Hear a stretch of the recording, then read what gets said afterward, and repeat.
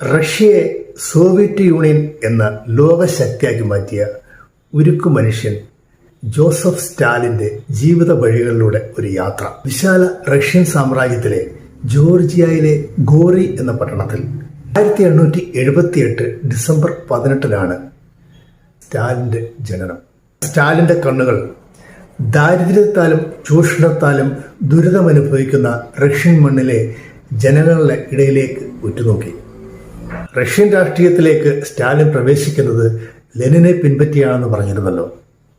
1917 Russian ഗ്രാമങ്ങളിൽ നിന്ന് sir ചക്രവർത്തിമാർക്കെതിരെ ഉയർന്ന ശബ്ദം സ്ത്രീകളുടേതായിരുന്നു. തന്റെ ജീവിതയാത്രയിൽ വിശ്വാസവഞ്ചനയും കുതികാൽവെട്ടും പലരിൽ നിന്നും കണ്ടും അനുഭവിച്ചും പടിപടിയായി ഒരു ഏകാധിപതിയായി സ്വയം പരിണമിക്കുന്നത് എങ്ങനെയെന്ന് നമ്മൾ നോക്കിക്കാണണം. സാർ ചക്രവർത്തിമാർ രാജ്യത്തെ സാമ്പത്തികമായി തകർത്ത് തരിപ്പണമാക്കി വെച്ചിരുന്നു.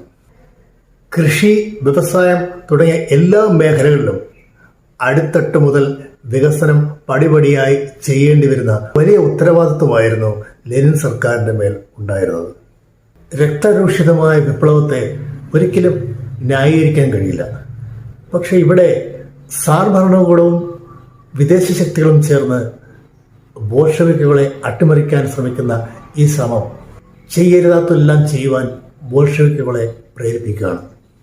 അങ്ങനെ വെള്ളപ്പടയെയും വിദേശ ശക്തികളെയും തോൽപ്പിച്ചുകൊണ്ട് ബോൾഷെവിക്കുകളുടെ അധികാരം റഷ്യയിൽ ഉറപ്പിക്കുമ്പോൾ ഒരുപാട് മനുഷ്യജീവനുകൾ അതിനുവേണ്ടി കുരുതി കൊടുക്കപ്പെട്ടു.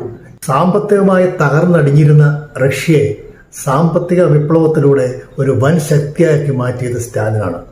ചെറുകിട സംരംഭങ്ങൾ തുടങ്ങി ലെനിൻ തുടങ്ങി വെച്ച പല സംരംഭങ്ങളും വളരെ വിജയകരമായി ഈ കാലത്ത് അയാൾ നടപ്പിൽ വരുത്തി. തൻ്റെ കൂടെ മിത്രത്തിന്റെ മുഖംമൂടി അണിഞ്ഞ് കൂടിയ ജർമ്മനിയുടെ ഹിറ്റ്ലർ അപ്രതീക്ഷിതമായി റഷ്യയെ കയറി ആക്രമിക്കുന്നു. സ്റ്റാലിന്റെ മകനായ യാക്കോബിനെ തടവുകാരനാക്കി ജർമ്മനിയിലെ കോൺസെൻട്രേഷൻ ക്യാമ്പിൽ കൊണ്ടുപോവുകയും പിന്നീട് വധിക്കുകയും ചെയ്തു. ജർമ്മനിക്ക് മേൽ പ്രതികാരദാഹിയായ സ്റ്റാലിൻ ബ്രിട്ടന്റെയും അമേരിക്കയുടെയും കൂട്ടുപിടിച്ച് ബെർലിനിലേക്ക് ഇരച്ചു കയറി. നാസികൾ വിറങ്ങലിച്ചു. പിന്തിരിഞ്ഞോടിയ ഹിറ്റ്ലർ ബങ്കറുകളിൽ അഭയം പ്രാപിച്ചു.